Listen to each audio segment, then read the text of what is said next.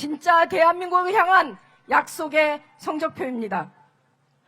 감사합니다. 선생님. 선생님 가르침 잊지 않겠습니다. 후보님 말씀이 있겠습니다.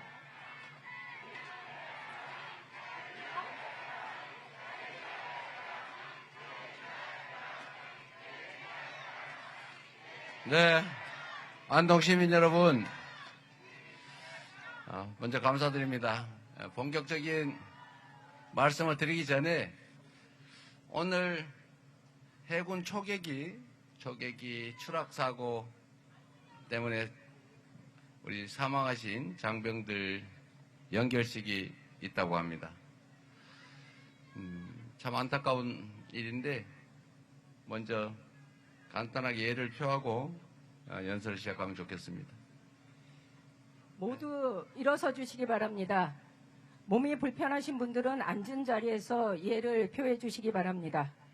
나라를 지키다 떠나신 고인들의 숭고한 희생을 기리며 일동 묵념을 올리겠습니다.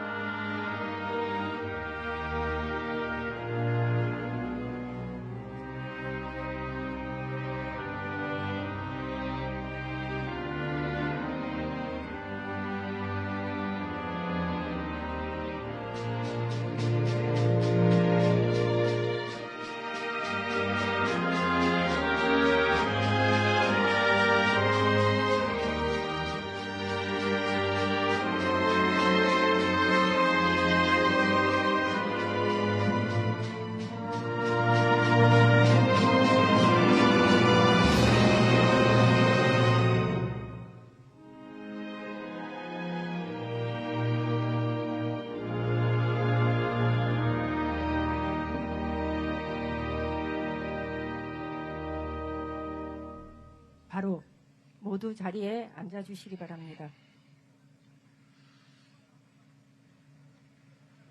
조국을 지키기 위해 묵묵한 소임을 다하다가 유명을 달리하신 네 분의 영면을 기원합니다. 유가족께도 깊은 위로의 말씀을 드립니다. 다시는 이런 비극이 재발하지 않도록 우리 정부가 사고 원인을 철저하게 규명하고 재발 방지책도 철저히 마련해 주시기를 당부드립니다. 지금 이 순간에도 우리 국민들의 평범한 일상을 지키기 위해 위험을 마다 않고 헌신하시는 분들이 계십니다. 그 숭고한 희생 위에 우리가 누리는 이 평화로운 일상이 놓여 있다는 점을 잊지 않겠습니다. 다시 한번 고인들의 명복을 빕니다. 안동은 초대 국무령, 임시정부 대통령 석주 이상용 선생을 배출한 곳이죠. 그리고 문학을 통해 저항했던 우리 모두가 기억하는 이육사 선생도 계십니다. 369분, 이 369분의 독립유공자를 배출했는데 대한민국 전체를 통틀어서 가장 많은 독립유공자를 배출한 곳이 바로 이곳 안동 맞죠? 그런데 저는 그런 생각이 듭니다. 지금 조금 전에도 나라를 지키기 위해서 희생한 장병들이 있었고 그들을 기억하기도 하지만 우리나라는 이 보훈 정책이나 국가나 공동체를 위해서 희생한 분들에 대한 기억, 보훈이 너무 취약하다는 생각이 듭니다. 그런 말이 있죠. 독립운동하면 3대가 거지되고 친일하면 3대 부자 된다. 실제로 우리 대한민국 근대사가 그랬지 않습니까? 나라 팔아먹고 독립운동가 탄압하고 해방되고 나니까 독립투사로 변신해서 다시 또 경찰로, 군인으로, 관료로, 또 기업가로 성공했던 그런 아픈 역사가 있습니다. 우리 공동체를 위해서 희생했던 또는 희생하고 있는 사람들을 우대하지 않으면 나라가 위난에 처했을 때 누가 나라를 구하기 위해 나서겠습니까? 보훈 정책을 강화할 필요가 있습니다. 우리가 미국에 배울 점이 하나 있는데 국외에서 전투하다 사망한 미군 유해를 찾아서 지금도 전 세계를 누비지 않습니까? 그리고 유전자 감식 기술이 제일 발달한 게 이 유해 발굴할 때 동일성을 확인하는 것이죠. 그래서 국가 구성원들이 국가에 대해서 귀속감을 가지고 든든한 아버지처럼 국가를 인식하게 되지 않습니까? 포근한 어머니처럼 국가가 보호해 주는 것이죠. 그래서 오늘은 안동이기도 하고 또 독립운동, 항일운동의 본고장이기도 하니까 보훈 공약 말씀을 잠시 먼저 드리도록 하겠습니다.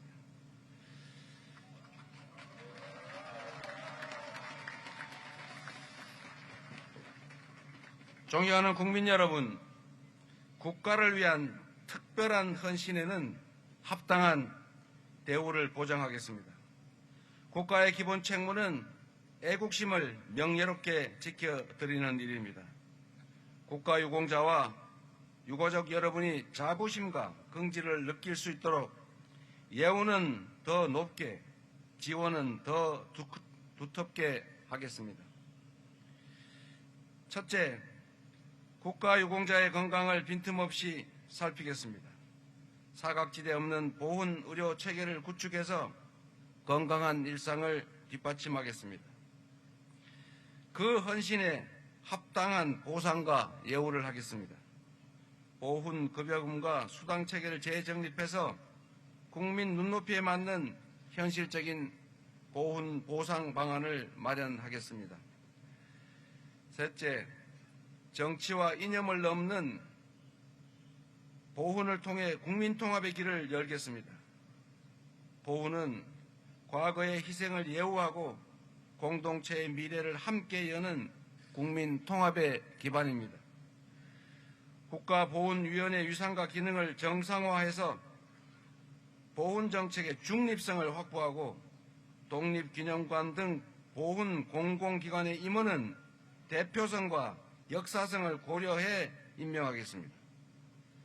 보훈 행사는 모든 세대가 함께하는 국민 통합의 장이 되도록 하겠습니다. 이제부터 진짜 대한민국, 보훈을 예우하는 진정한 민주공화국을 만들겠습니다. 고맙습니다. 꼭 지키도록 하겠습니다.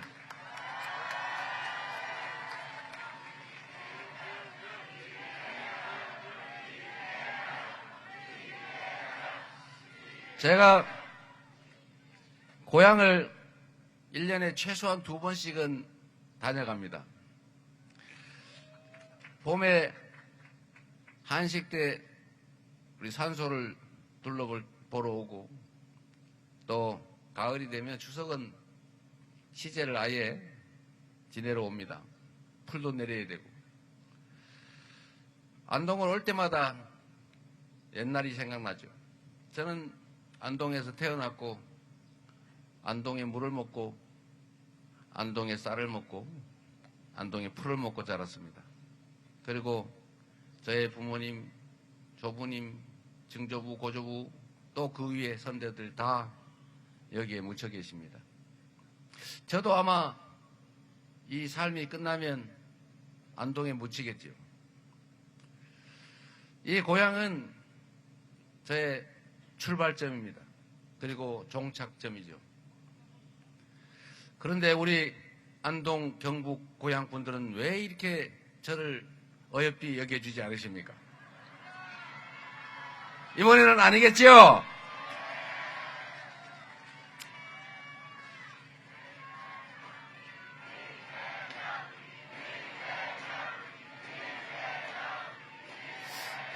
제가 고향 사람이니까 지지해달라 이런 말씀드리는 거 아닙니다. 정치는 국민을 대신한 국민의 살림살이, 나라 살림살이 하는 것 아닙니까?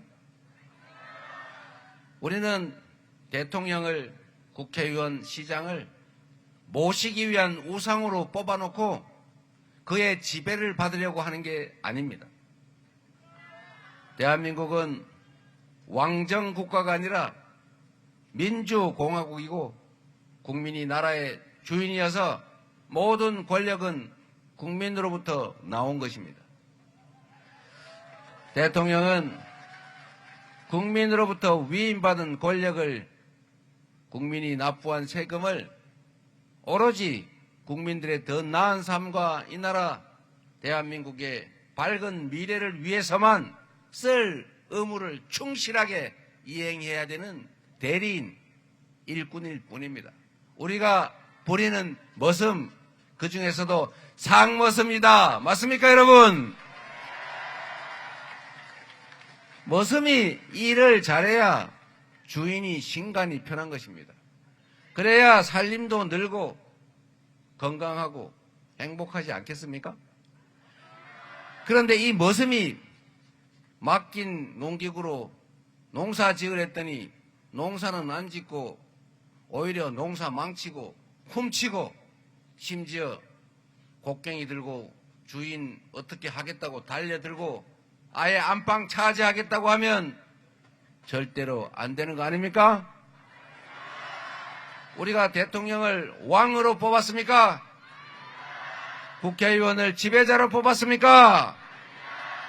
국민을 위해서, 우리의 더 나은 삶을 위해서 열심히 일하라고 월급 주고 있는 것 아닙니까?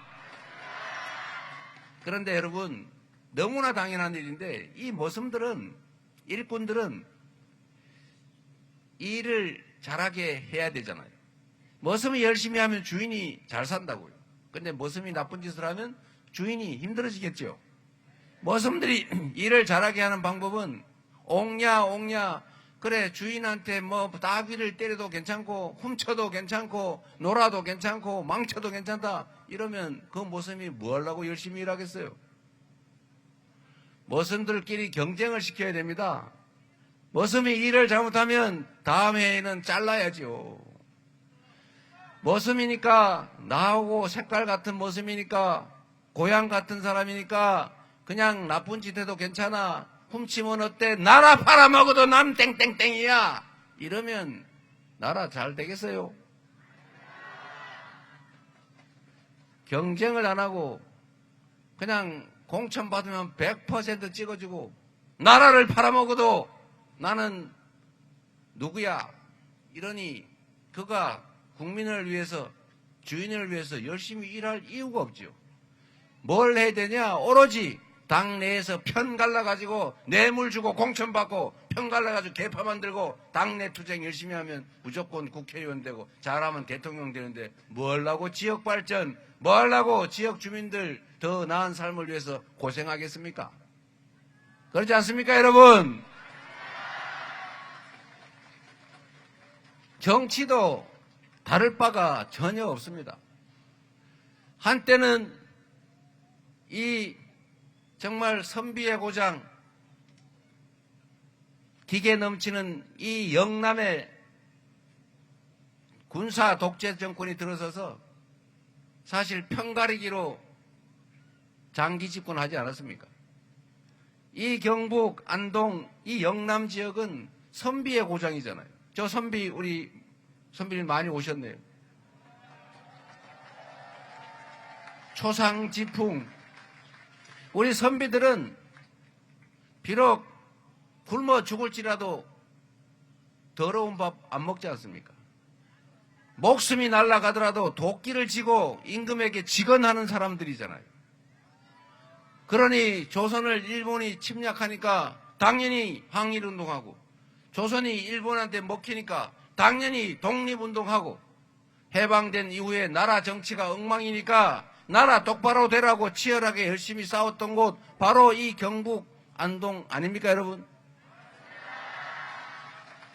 그랬던 이 지역이 정말 안타깝게도 장기 군사 독재의 희생물이 된 거죠. 어느 날 인혁당이라고 멀쩡한 사람들, 그냥 평범한 학원 선생, 동네 사람들을 간첩으로 몰아가지고 증거도 없이 강제로 고문해가지고 사형 선고해서 바로 다음날 사형 집행해버리고, 이 사법살인 지금은 재심해서 무죄 판결해줬지만 다 흙이 되고 먼지가 돼서 사라지고 말았지 않습니까? 그리고 이제 이 지역은 그 후로 독재 정권이 하라는 대로 하는, 나라를 팔아먹어도 찍겠다 이런 사람들이 많아지게 됐던 거죠. 안타깝지 않습니까, 여러분? 이제는 나라의 주인이 국민이다. 모든 권력은 국민으로부터 나온 우리의 것이다. 대통령, 국회의원, 정치인들, 그들은 우리의 지배자가 아니라 우리가 쓰는 도구일 뿐이다. 우리가 잠시 부리는 일꾼일 뿐이다. 잘못하면 바꾸고 경쟁시켜서 잘하면 칭찬해주고 파란 옷을 입어도 잘하면 기회를 주는 그런 정상적인 정치가 이루어지는 그런 대로 바꿔야 되지 않겠습니까, 여러분? 대구를 포함한 지방 균형발전 정책을 민주당 이재명 정부에 기회를 주시면 확고하게 추진해 나가겠습니다.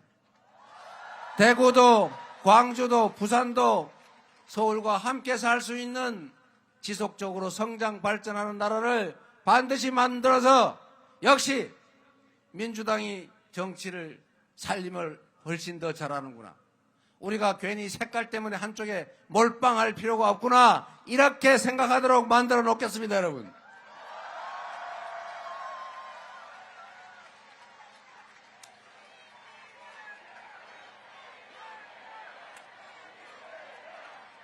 그리고 여러분, 이제 편가르기 이제 좀 그만합시다.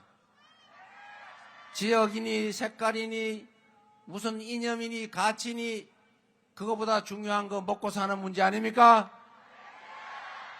김대중 정책이면 어떻고 박정희 정책이면 어떻습니까? 더 유용하면 쓰는 거고 유용하지 않으면 버리는 거죠. 좌쪽, 좌파, 우파, 우리는 그런 거 안 합니다. 우리는 실력파입니다. 실력파. 네, 여러분, 지금 이제 빨리 가야 된다고 자꾸 저한테 독촉을 하는데, 그래도 이 말씀을 제가 드리고 가야겠어요. 정치는 그 자체가 목적이 아닙니다. 대통령, 우리가 숭배하기 위해서 뽑는 왕이 아닙니다. 그들은 우리가 필요해서 일 시켜 먹기 위해 뽑은 일꾼, 대리인일 뿐이죠. 맞습니까? 일꾼이 주인에게 충직하고 유능하면 주인 살림이 늘어나고 편한 거예요. 그런데 일꾼이 주인을 배반하고 게으르고 무능하고 무책임하면 살림이 제대로 되겠습니까? 그런데 그 일꾼을 너 빨간색 입었구나. 아, 좋아. 너 일 못해도 좋아. 훔쳐도 좋아. 날 때려도 좋아. 집안에 불질러도 좋아. 내란해도 좋아. 이러면 그가 주인에 충성하고 열심히 일하고 능력 개발하겠습니까? 일꾼에게는 색깔이고 표정이고 출신이고 관계없이, 내가 아는 사람이 소개해서 들어왔을지라도 관계없이 일을 맡겨서 일 잘하고 성과 내고 주인에게 충성하면 월급 더 주고, 주인을 배반하고 주인에게 총뿌리 들이대고 게으르고 무책임하고 무능하고 그러면 월급 깎고, 계속 말 안 들으면 잘라야죠. 이렇게 해야 모섬들이 주인을 위해서 일을 합니다. 정치도 다를 바가 없지요. 나는 오로지 죽어도 나라 팔아먹어도 땡땡땡이야. 이렇게 하면 그들이 국민을 위해서, 지역을 위해서 일하겠습니까? 국민들이 눈 크게 뜨고 색깔, 지역, 출신, 피 색깔 관계없이 똑같이 취급하고 유능하고 내 살림 잘 개선하고 충직하면 대우해준다. 이래야 주인을 위해서 일하지 않습니까? 그런데 이 머슴들 중에, 이 정치인들 중에 꼭 편 가르는 사람의 특성이 있어요. 편을 왜 가르냐? 남자, 여자로, 노소로, 지역으로, 이념과 가치로 이 편 가르는 사람. 누구냐? 아니, 뭐 사람 얘기하지 말고. 무능한 사람들이 그럽니다. 무능한 사람들이. 요능하고 실력이 있어서 국민들에게 일 잘하네, 일 또 시켜야지 이렇게 인정받을 수 있으면 뭐할로 편을 가릅니까? 전부 다 내 편이지. 잘하는 사람 내 편 아닙니까? 그런데 일 안 하고 게으르고 무능하고 불충스러운 사람들이 지지받고 인정받기가 어려우니까 살아남는 유일한 방법이 편을 가르는 거예요. A편, B편 가른 다음에 B편 밉지. B편 학대하고 막 싸움시키면 A편 대표, B편 대표하면 자기가 미워도 저 사람 더 미워서 이쪽 지지할 거다. 이렇게 정치해오지 않았습니까, 여러분? 책임을 물어야죠. 이제는 편 가르기에 우리 넘어가지 않는다. 실력 있고 실적으로 그 실력을 증명하면 지지하고, 일 못하고 무능하고 게으르고 불충하면 책임을 묻는다. 이렇게 해줘야 세상이 진짜 바뀌지 않겠어요? 이재명은, 우리 더불어민주당은 편을 가르지 않습니다. 국민은 다 대한민국 한 편이죠. 대통령이 되기 전에는 한쪽 편에 의지해서 대통령이 될지라도 대통령이 되면 동창회장이 편 가르면 안 되는 것처럼 지지하지 않았던 사람들도 똑같은 대한민국 국민으로 똑같이 예우하고 똑같이 힘 합쳐서 작은 차이를 넘어 같은 목표를 향해서 같이 가게 만드는 진짜 대통합의 대통령이 돼야 되지 않겠습니까? 반쪽짜리 대통령, 반통령 그런 거 원치 않습니다. 국민을 위해 실효성 있는 결과를 만들어내고 국민으로부터 실적에 의해서 존중받고 인정받는 그런 제대로 된 정치, 제대로 된 대통령이 될 잘 준비되고 총직하고 실력을 실적으로 준비해온 유능한 대통령 후보가 누굽니까, 여러분?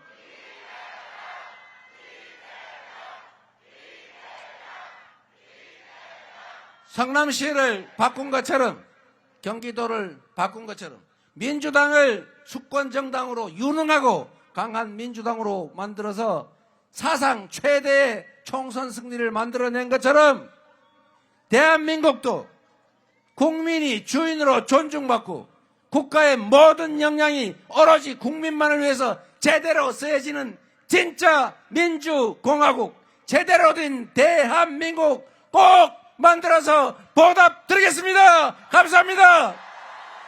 부산도 제가 말씀드리지만 국가정책이란 내년, 2년 후, 3년 후 그것도 중요하죠.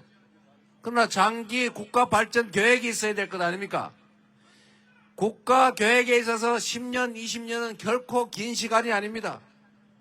이재명 시장이 성남시장 처음 당선됐을 때가 빚이 5천억이니 7천억이니 그랬는데 딱 8년 만에 전국에서 가장 살만한 도시로 완전히 바뀌지 않았습니까? 도시 기본 계획을 해도 10년, 20년 후 계획을 해요. 부산이 앞으로 먹고 살 길을 찾아야 되는데 그동안에 잘해왔지만 이제 한계에 다다랐지 않습니까? 지구온난화로 북극이 녹고 있어요. 미국이 그린란드를 무력 침공을 하겠다. 돈 줄 테니 팔아라. 그러는 이유가 뭐 같습니까? 북극 항로 시대를 대비하는 것입니다, 여러분. 지금도 이미 북극 항로로 배가 다녀요. 점점 항행 가능 일수가 늘어나고 있고 앞으로 10년 이내 30년대 중반이면 북극 항로가 활성화될 겁니다. 10년, 15년 후를 내다보지 않으면 그때 가서 준비하면 이미 중국 업체, 일본 업체가 전부 다 차지하고 난 다음에 숟가락 들고 달려들면 누가 기회를 줍니까, 여러분? 지금부터 준비해야 됩니다, 여러분. 여러분, 누가 그거 뭐 아직 멀었는데 이런 소리 하고 있던데, 멀기는 뭐가 뭡니까? 바로 눈앞입니다. 지금부터 준비해야 10년, 15년 후에 그 북극 항로 시대를 대비할 수가 있어요.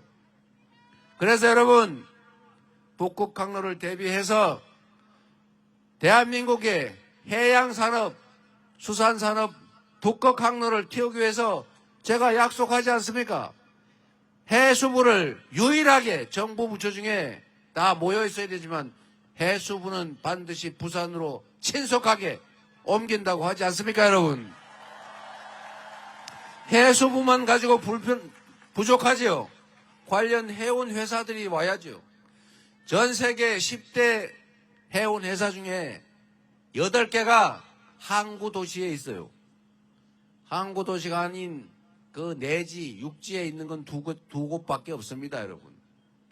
대한민국도 해상 근무 인원이 훨씬 많다고 하잖아요.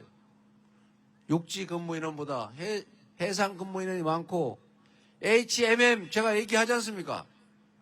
이 HMM이라는 제일 큰 회사를 대한민국 정부 지분이 70%가 넘어요. 정부 정책으로 하고 근로자들, 노동자들 설득해서 동의받고 끝까지 동의 안 하면 그냥 해야지 어떡하겠습니까, 여러분?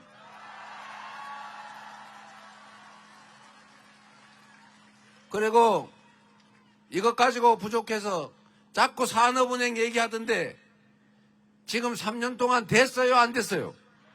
대통령 권력을 가지고도 못하지 않습니까? 맨날 거기 매달려가지고 누구 원망하면서 그러고 있을 겁니까? 산업은행은 부산에 특화되어 있지 않잖아요. 그래서 여러분, 투자, 금융에 문제가 있다고 하니까 아예 부산에 동남투자은행 하나 만들어서 해양 물류산업, 배우산업 지원할 수 있도록 국책은행을 하나 만들도록 하겠습니다.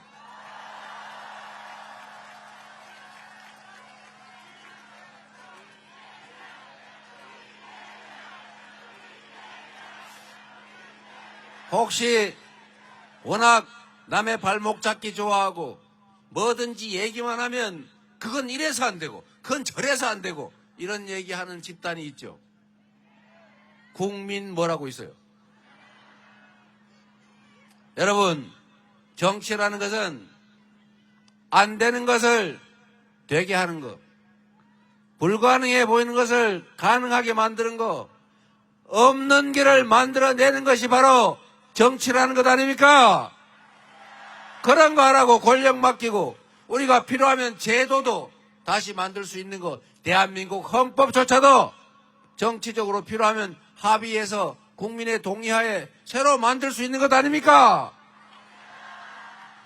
이거 얘기하면 분명히 그 실현 가능성이 없습니다, 이렇게 발목을 잡을 가능성이 많아요. 그래서 제가 간단하게 왜 가능한지를 설명해 드리도록 하겠습니다. 국민의힘 이쪽 동네 꽤 유명한 분이 이거를 이미 검토하다가 말았어요. 불가능한 것을 왜 검토했겠습니까? 가능하니까 했겠지요. 이재명의 민주당 정부는 가장 빠른 시간 안에 반드시 약속한 대로 해수부 이전, 그리고 HMM 이전, 그리고 여기에 더해서 동남투자은행을 만들고 거기에 더해서 하나 더 할 게 있어요. 대통령실에 북극항로 해양수산 전담 비서관을 두고 아예 제가 직접 챙기도록 하겠습니다.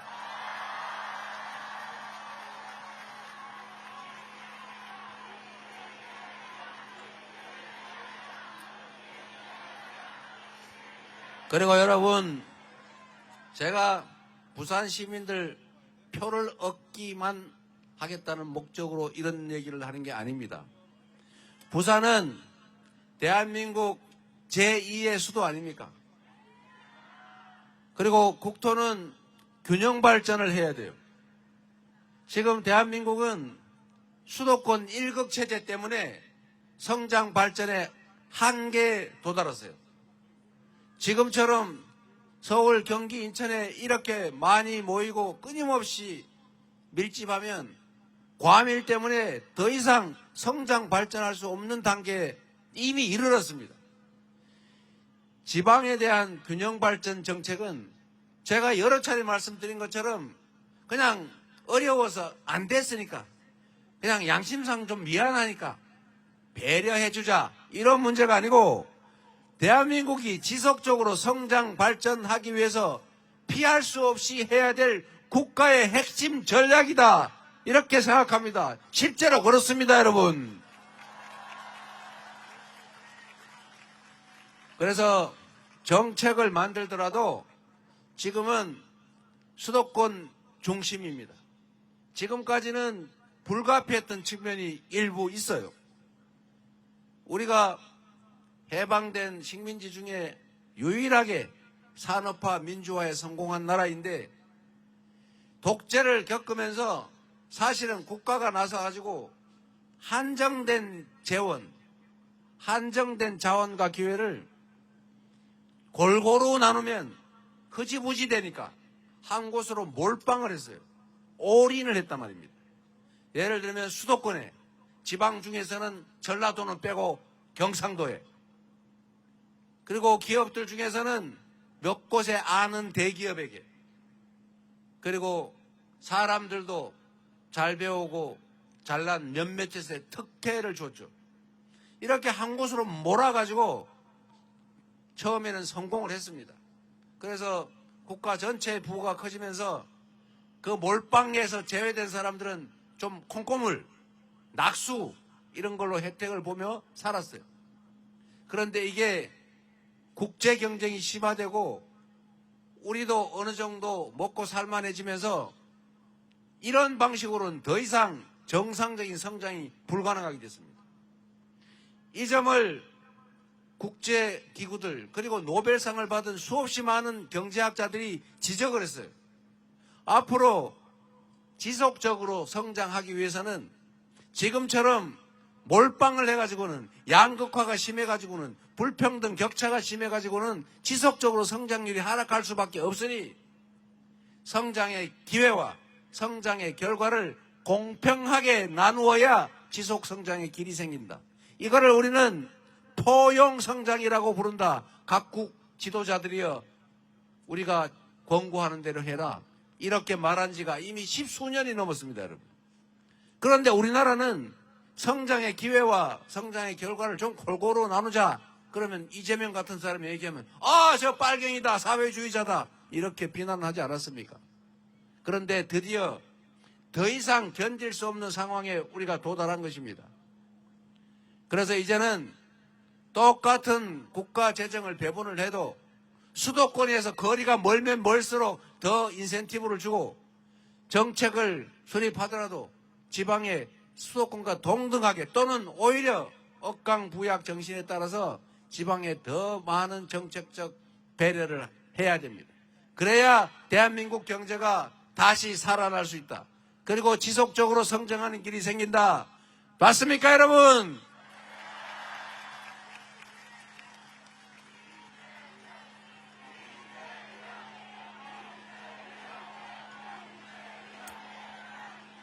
그래서 부산에도 광주에도 대전에도 저기 강원도에도 길이 생기는 것입니다.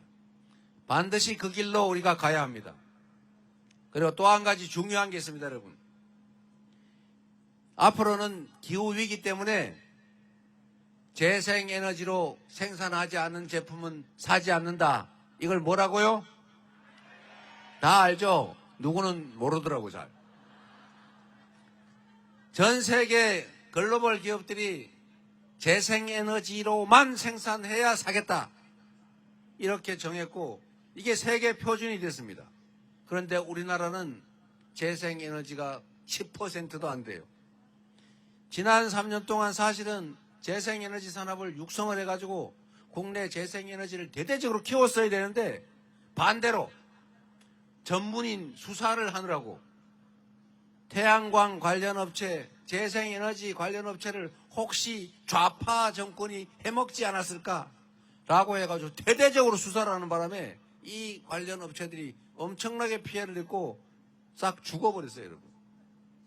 그래서 대한민국의 재생에너지 산업이 성장을 하지 못했어요. 지금 어떻게 됐느냐?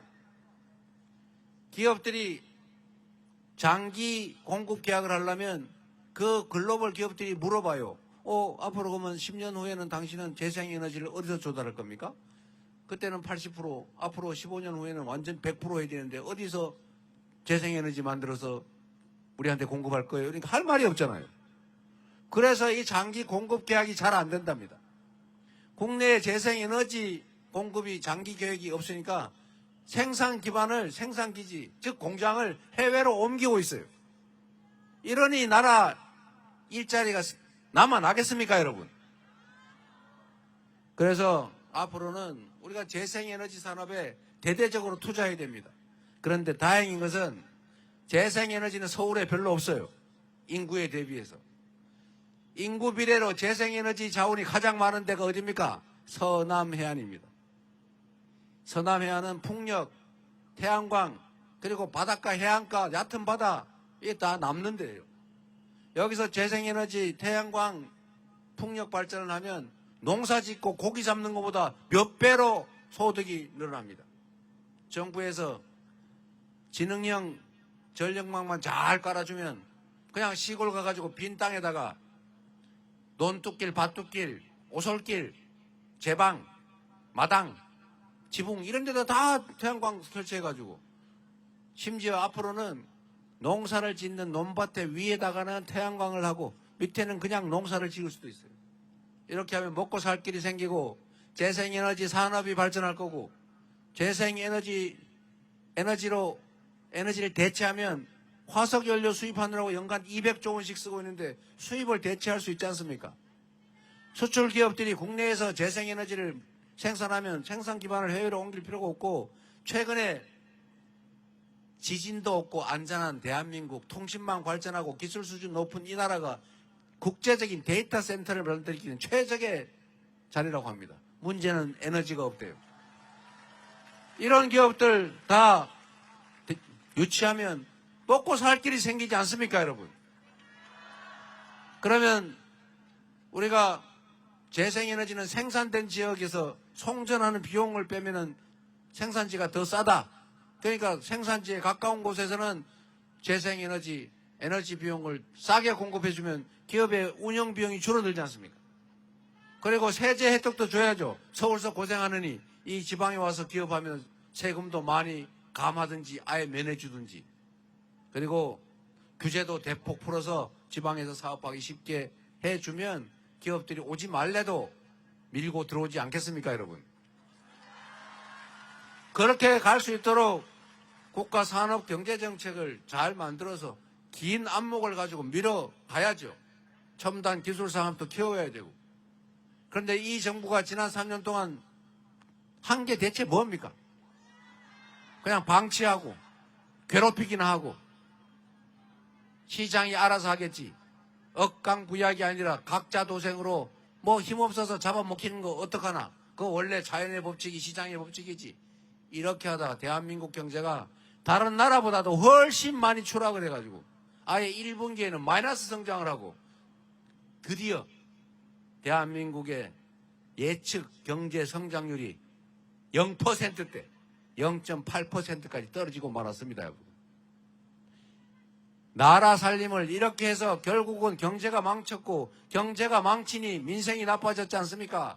그러니까 이렇게 살기 어려워졌는데 그럼에도 불구하고 반성하기는커녕 국민이 맡긴 그 권력과 국민이 맡긴 총칼로 국민에게 총구를 들이대고 인권을 말살하고 민주주의를 파괴하고 국회를 없애고 입법기관 마음대로 만들어서 대한민국 국가 권력을 혼자 영원히 독차지하겠다는 이런 비상계엄 내란 회의까지 했는데 용서할 수 있습니까, 여러분? 책임을 물어야 되겠죠? 6월 3일은 반드시 그 책임을 확실하게 물어서 이 험한 세상 우리 손으로 이겨내고 희망 있는 새로운 나라로 함께 가야 되지 않겠습니까?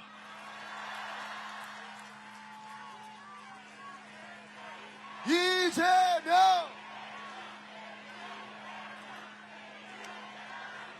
여러분, 누가 저보고 그런 얘기해요? 경제를 어떻게 살릴 건데, 어떻게 믿어? 독재할 거지? 독재는 누가 했습니까, 여러분?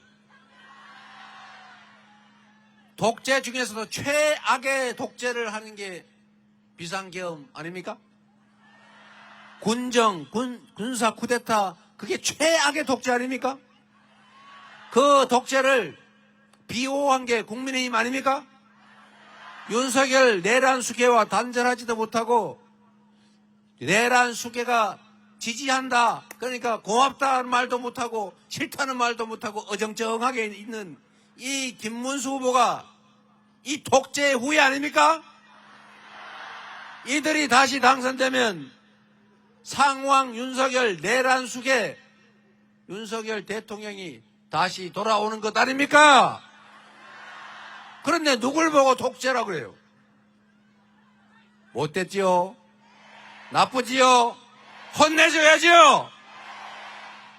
여러분, 경제를 살리는 거 그렇게 어려운 일 아닙니다. 잘 되고 있는데 더 잘 되게 하는 건 쉽지가 않죠. 잘못되어 있는 것을 정상으로 돌리는 것은 그렇게 어렵지 않습니다. 제가 몇 가지만 예를 한번 들어볼게요. 자본주의 시장 경제의 핵이 주식시장 아닙니까? 주식시장은 정말로 예민하고 감수성이 강해서 정말로 좋아질 것 같으면 쫙 좋아지고 나빠질 것 같으면 먼저 싹 숙여요. 지금 주식시장이 오른쪽으로 막 떨어지다가 드디어 바닥을 찍고 오른쪽으로 살짝 올라가죠. 왜 올라가는 것 같습니까? 윤석열과 국민의힘이 드디어 국정에서 손을 뗄 수도 있다 싶으니까 올라가는 거예요.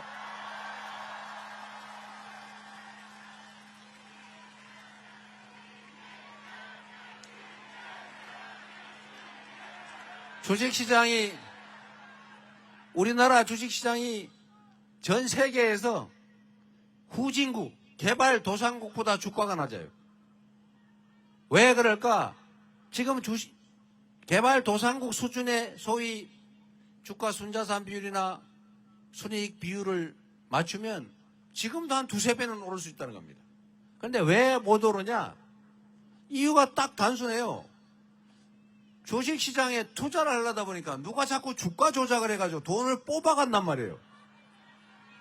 뽑아가는 게 있으면 국가가 나서서 규칙을 어겨서는 돈을 벌 수 없다, 규칙을 지켰다고 손해보지 않게 하겠다, 당연히 이 직무를 해야 될 것 아닙니까? 주가 조작한 인간들 잡아서 엄중하게 조사하고 감옥 보내고 주가 조작으로 얻은 것 그 이상의 벌금을 매겨가지고 다 회수하면 주식시장이 이렇게 되겠습니까?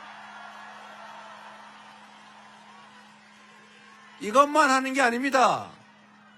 이 대한민국 주식시장은, 대한민국 회사는 희한해가지고 우리가 암소를 샀으면 암소가 낳은 송아지 누구 겁니까? 내 거죠. 그런데 이 나라는 암소를 사가지고 가지고 있다가 송아지를 낳으면 송아지 주인이 남이래요. 회사가 멀쩡하게 했는데 이걸 쪼개가지고 자회사를 만들거나 이래가지고 상장을 하면 그 회사는 종전 주주의 것이 아니랍니다. 이런 법이 세상에 어디 있어요? 예, 주식하는 사람이 별로 없는 모양이네요. 반응이 없는 거 보니까. 와, 공감을 해야 되는데.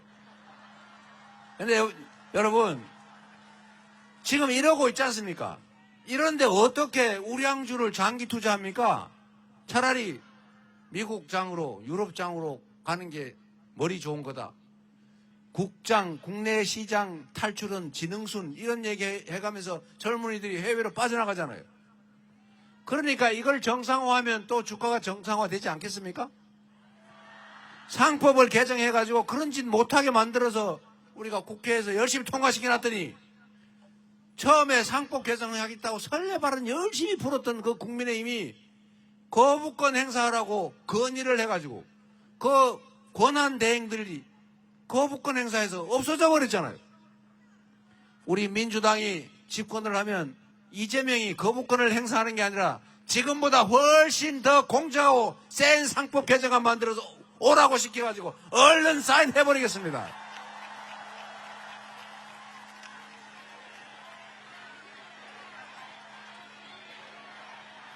그리고 여러분, 대한민국에서는 좀 특이한 요건이 하나 더 있어요. 여건이.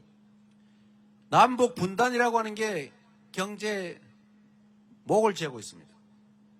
한반도가 평화를 유지하면 외국인 투자자들이 걱정을 안 하겠죠. 그러면 비싼 대만보다는 아주 저평가되어 있는 대한민국 주식을 사거나 대한민국에 투자하겠죠. 그런데 이 어떻게 된 판이 정부가 나서가지고 북한을 자꾸 찝쩍찝쩍 해가지고 강대강 대치를 해가지고 자꾸 도발을 시킨단 말이에요. 알고 보니 계엄 선포할 명분 만들라고 그랬던 모양인데, 여하간 이 외환 유치를 위한 이 정말 용서할 수 없는 국민 배신행위 때문에 한반도의 위험성, 국지전이 혹시 발생할지도 모른다는 그런 위험성이 생기니까 외국인 투자를 망설이거나 빼가지 않습니까? 그래서 코리아 디스카운트. 그런데 만약에 여러분, 대한민국은 국방비가 1년 국방비가 북한의 2년 국민 총생산하고 맞먹습니다, 여러분. 거기다가 강력한 한미 안보 동맹이 있잖아요. 그러면 안보가 뭡니까, 여러분? 싸워서 막 피 질질 흘리고 다 부서지고 왕창 살상 당한 다음에 이기는 거 좋습니까? 싸우지 않고 이겨야죠. 싸우지 않고 이기는 것보다 더 좋은 게 싸울 필요가 없이 평화롭게 사는 거 아닙니까? 그러니까 이렇게 우리가 국방력도 강하고 세계 5위의 군사력을 자랑하니까 겁주고 막 덤벼봐. 그래가지고 약 올리고 이렇게 한판 붙으려고 하는 게 아니고, 이 강력한 대북 억지력, 국방력을 기반으로 점잖게 소통하고 대화하고 협력하고 이 양온 전략을, 강온 전략을 적절히 섞어서 평화롭게 서로에게 이익되게 그렇게 가야 되는 것 아닙니까? 지금처럼 이렇게 강대강으로 막 부딪혀가지고 우리는 그 저질비라 보내고 저쪽에서는 오물 보내고 서로 막 비방방송하고 유치하게, 그게 뭡니까? 남들이 대한민국을 뭘로 보겠어요? 이런 것만 안 하더라도 대한민국 주가가 오르지 않겠습니까? 그래서 지금 환율도 떨어지고 주가도 슬쩍 쭉 떨어지다가 오르고 있지 않습니까? 민주당이 여러분의 적극적인 참여 투표로 이번 대선에서 이기면, 이재명 정부가 들어서면 그 자체만으로 주가가 더 오르지 않겠습니까, 여러분?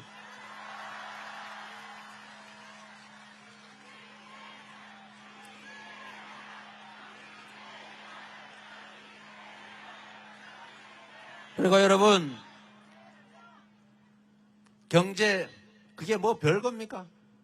이렇게 경기가 나쁠 때는 정부가 재정 지출을 늘려가지고 소비도 늘리고 동네에 돈이 좀 돌게 그렇게 만드는 게 정부가 해야 될 의무 아닙니까? 부자들 세금 깎아줘가지고 정부 재정 부족하다고 서민 지원 예산을 싹 깎고 심지어 첨단 기술 사회로 우리가 넘어가야 되는데 국민이 공부할 R&D 예산을 대폭 깎는 이런 짓을 하면 경제가 살 수가 있겠습니까? 원칙과 상식만 회복해도 대한민국 경제는 지금처럼 마이너스 성장을 하는 그런 상황은 절대 아닐 겁니다. 희망을 가지고 할 수 있는 일을 한번 해주시기 바랍니다.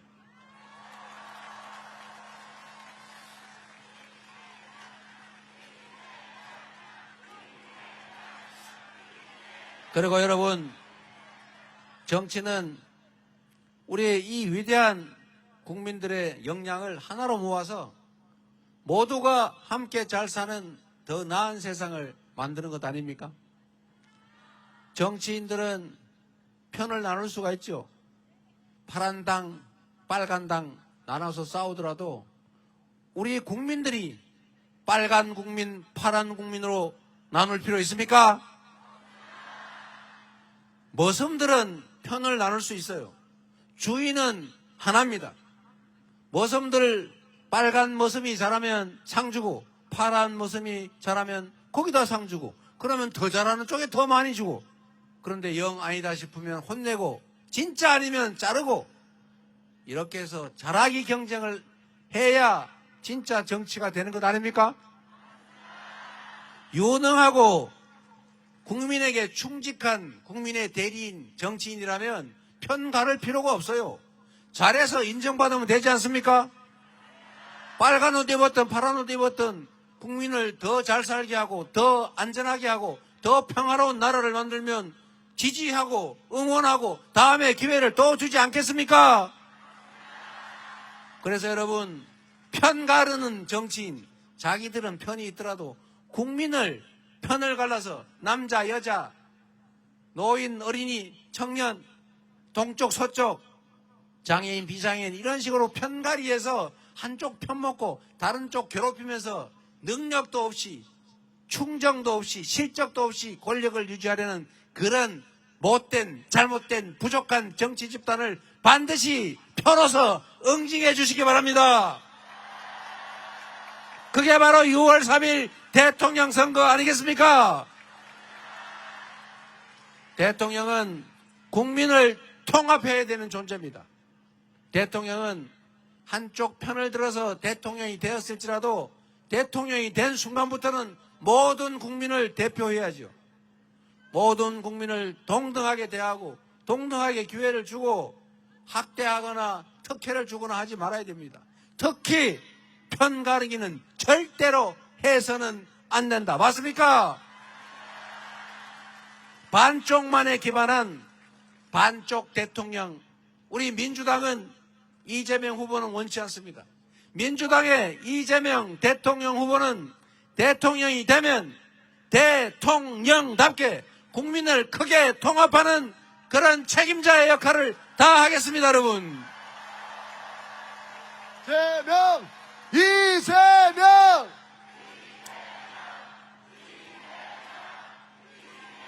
그리고 이제 정리해야 되겠는데 여러분, 제가 꽤 예측을 잘하는 사람입니다. 남들이 다 무슨 낭상이니 선동이니 정신 나갔느니 그랬지만 제가 정확하게 계엄할 거다 얘기했지 않습니까? 불행하게도 맞췄지요. 제가 저번에 그런 얘기도 했습니다. 평소에는 반국민적인, 반민주적인, 반국가적인 행위로 해서는 안 될 짓만 골라서 하다가 꼭 선거 때만 되면 떼지어가지고 큰절하면서 잘못했습니다. 한 번만 봐주세요. 이러는 집단이 있다고 했지 않습니까? 이번에도 제가 2월 16일 날 예언을 했죠. 예언은 좀 모르고 예측을. 100일 안에 윤석열을 부정하고 그리고 분명히 큰절하면서 또 다닐 거다. 요새 큰절하고 다닙니까? 안 다닙니까? 또 큰절하고 다니고 있어요. 그 진심이면 모르겠는데 선거 때마다 사고 쳐놓고는 표 달라고 큰절하면서 이번에는 안 그럴게요. 다시는 안 그럴게요. 그래놓고는 다시 또 해요. 이번에는 속지 말아야 되겠죠? 그리고 제가 하나 더 한 게 있어요. 이준석 후보하고 김문수 후보하고 내란 단일화를 할 거다. 선거 전날까지라도 반드시 할 거다. 그런데 아직 안 하고 있네요. 그런데 여러분, 저는 할 거라고 봅니다. 한번 지켜보시죠. 저는 지금 상당히 많이 아마 협상을 하고 있을 것 같은데 협상의 핵은 그거죠. 선거 비용 누가 담당할 거냐? 당권 어떻게 할 거냐? 그런데 서로 이해관계가 잘 안 맞지요. 노리는 사람이 너무 많죠. 그리고 또 하나 있어요. 당장 합당을 해야 비용 문제를 해결하는데 각서를 써줘도 지킬까 말까 하는데 선거 끝나고 안 지키면 어떡합니까? 토사구팽. 이거 한번 겪어본 일 있죠? 이걸 어떻게 그러면 확실하게 할 거냐? 라는 걸로 고민하고 있지 않을까 하는 생각이 듭니다, 여러분. 여러분, 어떤 일이 벌어져도 절대로 김문수가 대통령이 되어서는 안 됩니다. 단일화를 하든 뭘 하든 간에 김문수가 대통령이 된다는 것은 상황 윤석열 내란 수계가 귀환하는 것이고 극우 전광훈의 꼭두각시가 대한민국을 쥐락펴락하는 것을 의미합니다. 단 한 표든 10표든 반드시 이겨서 내란 세력을 심판하고 민주주의를 회복하고 이 나라 주인이 국민이라는 점을 반드시 여러분의 손으로 증명해야 합니다.